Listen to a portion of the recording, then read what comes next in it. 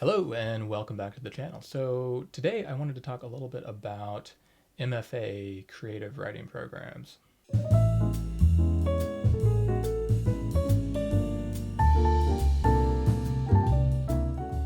Ever since I was an undergrad, I've kind of been intrigued about MFA creative writing programs. It always just seemed kind of like the ideal grad school situation for me. I didn't really want to go to grad school to study academics or anything too intellectual, I guess, even though I like that kind of stuff on the side, kind of as a casual pastime sort of activity.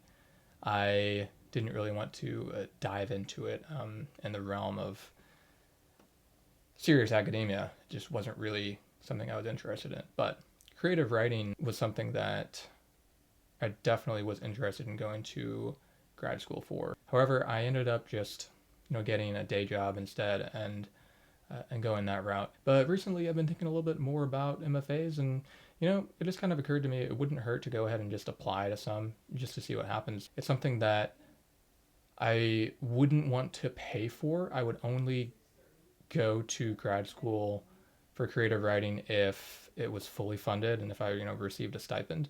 Now the good news is there are a lot of MFA programs that do just that.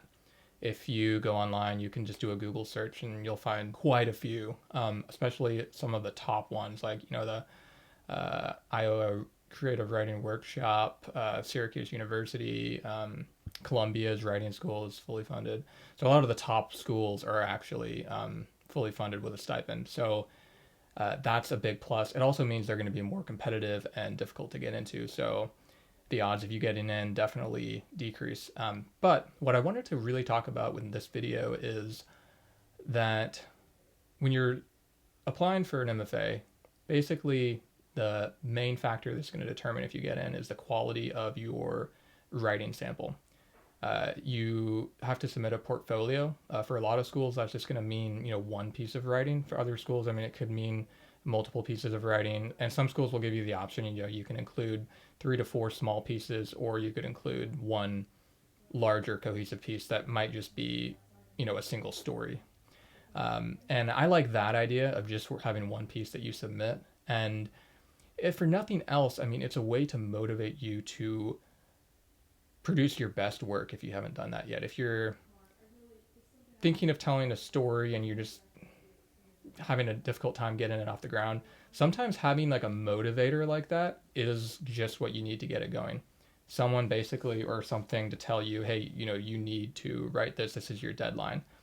So if you decide, hey, I'm going to apply to 5 MFA schools, if you look at most of them, their deadlines are going to be around Christmas time. So that gives you a little more than half the year to get that short story or writing portfolio in shape.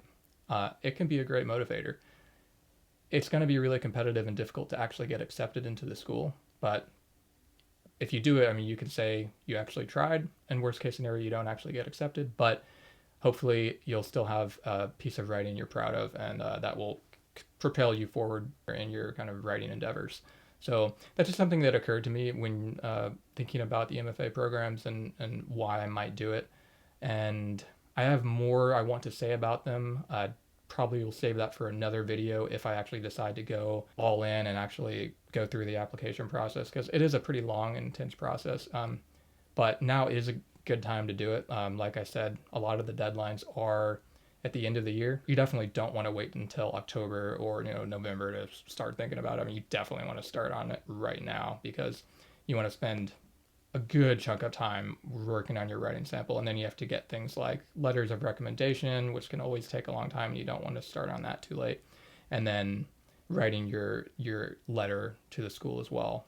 There's just things like that that take a lot of time. I have a lot more I want to say about MFAs, and I'll kind of probably keep talking about it throughout the year, but just wanted to kind of share my thoughts initially on MFA writing programs. And right now I do have a couple schools in mind. I don't see why I shouldn't go ahead and just plan on applying to them. There is a small fee for all the applications usually as well. Sometimes you can get them waived, but it's something to take into consideration as well if you're thinking about doing this. But Anyway, just wanted to share that. We'll see where it goes, but I'll keep you updated if anything big happens. And for now, I guess I just got to think about writing that really good sample for my portfolio. But anyway, that's all I've got for today. It's Friday, definitely ready for the weekend. Hope everybody has an excellent Mother's Day. And thanks so much for watching the video. Please give it a like and subscribe to the channel if you haven't done that. And we will see you next time.